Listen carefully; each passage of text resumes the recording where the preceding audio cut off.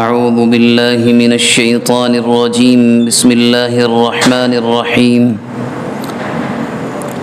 والذين اتخذوا مسجدا ضرارا وكفرا وتفريقا بين المؤمنين وإرصادا لمن حارب الله ورسوله من قبل وليحلفن إن أردنا إلا الحسنى والله يشهد إنهم لكاذبون لا تقم فيه أبدا لمسجد أسس على التقوى من أول يوم أحق أن تقوم فيه رجال يحبون أن يتطهروا والله يحب المطهرين.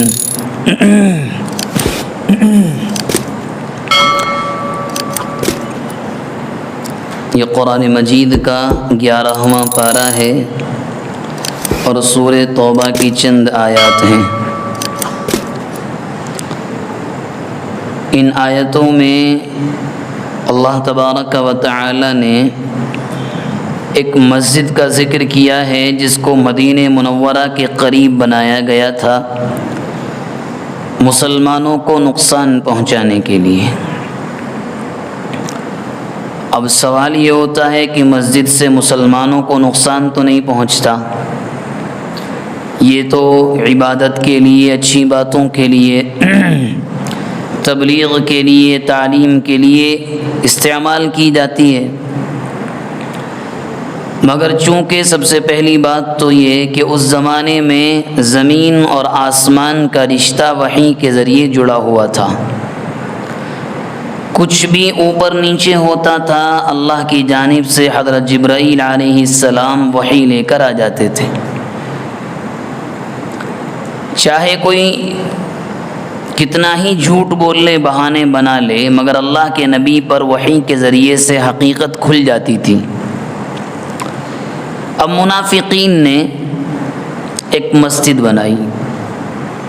منافق وہ لوگ کہ جو ظاہراً تو مسلمان اپنے آپ کو کہتے تھے، نمازیں بھی مسلمانوں کے ساتھ پڑھتے تھے، مگر اندرون یہودیوں سے یا اللہ کے نبی کے دشمنوں سے ملے ہوئے رہتے تھے ہمیشہ. اور نماز ایسا نہیں پہلی صف میں مسجد نبوی میں پڑھتے تھے.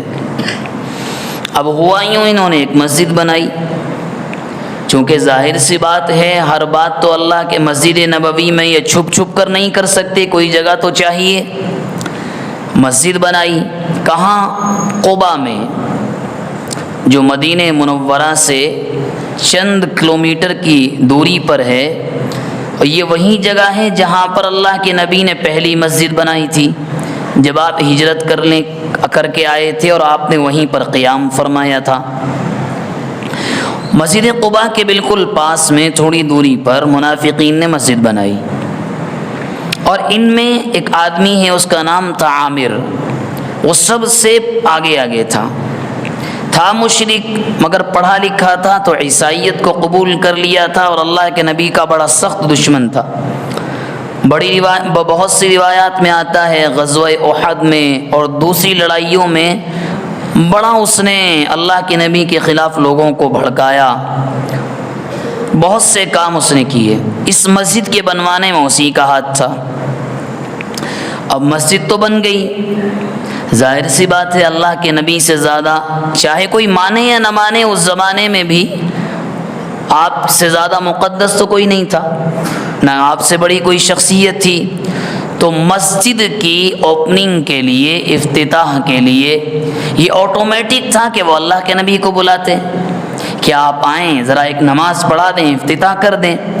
مگر چونکہ اللہ رب العزت والجلال تو انسان کے دلوں کے حال کو انسان سے زیادہ جانتا ہے. جس پلاننگ کے تحت وہ مسجد بنی، کیا کیا مشورے ہوئے، کون کون شامل تھا، پوری وحی اللہ کے نبی کے پاس آ گئی. کیا فرمایا کہ ہوشیار ہو جاؤ، کچھ لوگوں نے ایک مسجد بنائی ہے. مسجد کے بنانے کا مقصد ہے نقصان پہنچانا، کفر پھیلانا، مؤمنین کے درمیان پارٹیاں بنانا، تفرقہ ڈالنا، اور اللہ اور اس کے رسول کے خلاف محاذ جنگ قائم کرنا یہ لوگ چاہتے ہیں. اب منافقین کو پتہ نہیں ہے. اور اگلی بات اللہ تبارک و تعالی فرماتا ہے کہ سنیے، وہ آپ کے پاس آئیں گے، ابھی آپ کچھ مت کہیے گا، وہ آئیں گے آپ کے پاس، اور آنے کے بعد وہ قسمیں بھی کھائیں گے، اللہ کی قسم اللہ کے نبی ہم نے تو بڑے نیک ارادے کے لیے بنائی ہے، وَلَيَحْلِفُنَّ إِنْ أَرَدْنَا إِلَّا الْحُسْنَى، وہ یہ کہیں گے قسم کھا کر کہ ہمارا ارادہ سوائے اچھائی اور بھلائی کے کچھ نہیں ہے مسجد کی تعمیر کے ذریعے، لیکن واللہ یشہد انہم لکاذبون، اللہ بھی قسم کھا کر یہ گواہی دیتا ہے کہ جھوٹ بولیں گے آ کر۔ اور ہوا بالکل ایسے ہی، آئی پوری جماعت، اللہ کے نبی افتتاح فرما دیں، نماز پڑھ لیں آپ اس میں آ کر، لیکن وحی آ گئی لا تقم فیہ ابدا، آپ کو نماز پڑھنے کی اجازت وہاں نہیں ہے، ہرگز نہیں پڑھیں گے آپ وہاں نماز۔ کیوں نہیں پڑھیں گے؟ لمسجد اسس علی التقوی من اول یوم احق ان تقوم فیہ، کہ دو مسجدیں ہیں، ایک مسجد تو وہ جس کی بنیاد روز اول سے تقوی پر رکھی گئی ہے، اور ایک مسجد وہ ہے جس کی بنیاد صرف اس بنیاد پر ہے کہ وہ جہنم میں لے کر جائے گی، بالکل کنارے پر ہے، تو کس میں نماز پڑھیں گے آپ؟ تقوی والی میں، یعنی مسجد قباء کی جانب اشارہ کیا۔ ایک مسجد تو آپ نے وہ بنائی جو تقوی والی ہے، کہ انہوں نے بنائی جس کا مقصد صرف اور صرف جہنم کی جانب لے کر جانا ہے، آپ اسی لیے ہم اجازت نہیں دیں گے کہ آپ نماز پڑھیں وہاں جا کر، اور آپ نے منع کر دیا۔ وہ قسمیں کھاتے رہے، اللہ کے نبی نے قرآن کی آیتیں اٹھا کر دکھائی کہ تم کہاں ہو، تمہارے ہی بارے میں یہ نازل ہوا ہے، جو ہمارے پیچھے تم کر رہے ہو ہمیں نقصان پہنچانے کے لیے۔ اور اس کے بعد اللہ تبارک و تعالی نے قباء کے رہنے والوں کی بڑی تعریف فرمائی، فرمایا ایسے لوگ اس مسجد میں رہتے ہیں، عبادت کرتے ہیں، جو سب سے زیادہ پاکیزہ لوگ ہیں۔ اور قرآن مجید میں بہت کم اللہ تبارک و تعالی نے کسی کی تعریف فرمائی ہے۔ ریزن کیا ہے؟ دوسرے پارے میں، شاید دوسرے پارے کا 10واں یا 11واں وہ رکوع ہے، جہاں یہ فرمایا ان اللہ یحب التوابین ویحب المتطہرین، انہی لوگوں کے بارے اللہ کے نبی نے ان سے دریافت فرمایا، بھئی تمہارے بارے میں اللہ تبارک و تعالی اتنی تعریف فرما رہا، ریزن کیا ہے؟ چلو توبہ سے سمجھ میں آتا ہے غلطی ہو گئی، آپ بار بار توبہ کرتے ہیں، تو انہوں نے کہا اللہ کے نبی ہماری ایک عادت یہ ہے، چونکہ قباء میں پانی کافی موجود تھا، آج بھی جو لوگ جانتے ہیں قباء کے قریب ہی بھی ایک کنواں تھا بیر غرس، اور کئی کنویں تھے، پانی کافی مقدار میں تھا، بمقابلہ مدینہ منورہ جو شہر تھا وہاں اتنا پانی نہیں تھا۔ تو وہاں کے لوگ کیا کرتے تھے، جب وہ اپنی ضرورت کے لیے جاتے استنجے وغیرہ سے فارغ ہونے کے لیے، پانی سے پہلے مٹی استعمال کرتے اور اس کے بعد پانی، تاکہ پاکی خوب ہو جائے۔ اللہ کو ان کی یہ ادا اتنی پسند آئی کہ قیامت تک قرآن میں ذکر کر دیا۔ اللہ کے نبی جب ان سے پوچھا، انہوں نے جواب دیا ہمارا عمل یہ ہے، اللہ کے نبی ہم ایسا کرتے ہیں۔ اور اس کے بعد فرمایا منافقین کے بارے میں کہ ایک تو قباء والے ہیں، کتنا شاندار مقصد ان کا ہے، پھر منافقین کے بارے میں کہا کہ اللہ کے نبی انہوں نے جس مسجد کی بنیاد رکھی ہے وہ بالکل کنارے پر کھڑی ہے، اب ہے اور تب ہے کہ جہنم میں گر جائے گی، واللہ لا یہدی القوم الظالمین، اللہ ایسے لوگوں کو ہدایت نہیں دیا کرتا۔ اور اللہ کے نبی نے پھر حکم دیا، اس مسجد کو منہدم کرایا گیا، توڑ دیا گیا۔ منافقین کی حقیقت کھل کے سامنے آ گئی، کون کون ہمارے خلاف ہیں۔ اس کے بعد ایک اصول قرآن بیان کرتا ہے، لا یزال بنیانہم الذی بنوا ریبۃ فی قلوبہم الا ان تقطع قلوبہم، کہ اللہ کے نبی یہ جو منافقین ہیں ان کے دلوں کی حالت بڑی خطرناک ہے، ان کو اب ہدایت نہیں ملے گی، ان کے دلوں کی حالت ایسی ہے کہ جب تک ان کے دل کے ٹکڑے ٹکڑے نہ ہو جائیں اس بات سمجھ میں نہیں آئے گی۔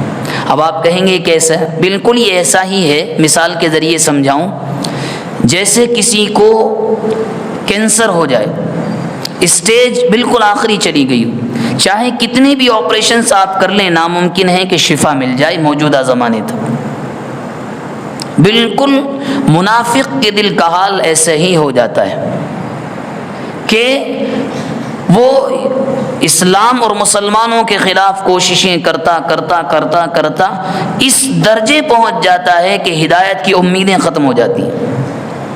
اس زمانے میں بہت سے لوگ ہیں جن کا نفاق باقاعدہ ظاہر ہو چکا ہے اور ہو بھی گیا ہے، نام کے وہ مسلمان ہیں، اندرون خانہ وہ کیا کیا کرتے ہیں سب کو معلوم ہے، نہ جانے کتنے لوگ ایسے ہیں۔ اب میں اور آپ یہ امیدیں کرنے لگیں کہ واپس آ جائیں، ٹھیک ہے، امید رکھنی چاہیے، کوشش کرنی چاہیے، مگر ایسے آدمی کے بارے میں اور ایسے گروہ کے بارے میں قرآن یہ کہتا ہے بہت مشکل ہے کہ آ جائیں۔ کیوں؟ دل کی حالت ویسی بنا لی ہے، دل بالکل سیاہ کالا ہو چکا ہے۔ تو منافقین کے بارے میں یہ اصول قرآن نے بیان فرمایا۔ ایک سوال بہت آتا ہے جب نفاق اور منافق کا مسئلہ آتا ہے کہ منافق آج کے زمانے میں ہیں یا نہیں۔ دیکھیں، جو منافق اس زمانے میں تھے وہ تو اس زمانے میں نہیں ہے۔ وجہ اس کی یہ ہے، اس زمانے میں تو بڑا کلیئر تھا، کوئی بھی اگر ایسا کرتا وحی آ جاتی تھی آسمان سے، یہ ایسا ہے، یہ ایسا، یہ ایسا ہے، جیسا کہ عبداللہ ابن ابی ابی تھا، اس کے بارے میں وحی آ گئی تھی۔ لیکن اس زمانے میں چونکہ کوئی رشتہ آسمان سے ایسا نہیں ہے کہ میں آپ کے بارے میں یا آپ میرے بارے میں یہ کہہ سکے منافق ہیں، لیکن ہاں اللہ کے نبی نے چند عادتوں کے بارے میں فرمایا ہے، یہ منافق کی عادتیں، بولے تو جھوٹ بولے، امانت کوئی رکھ دے تو امانت کو بھی اڑا دے، خیانت کر لے، وعدہ کرے تو ہمیشہ وعدہ خلافی کرے۔ یہ تین مشہور علامتیں ایسی ہیں، اگر ایک آدھ پائی جائے تو کوئی بات نہیں، لیکن اگر کسی میں یہ پختہ ہو چکی ہیں تو اسے اپنے ایمان کی حفاظت کی قدر کرنی چاہیے۔ اللہ تبارک و تعالی جو باتیں کہیں گئیں سنی گئی ان پر عمل کی توفیق مرحمت فرمائے۔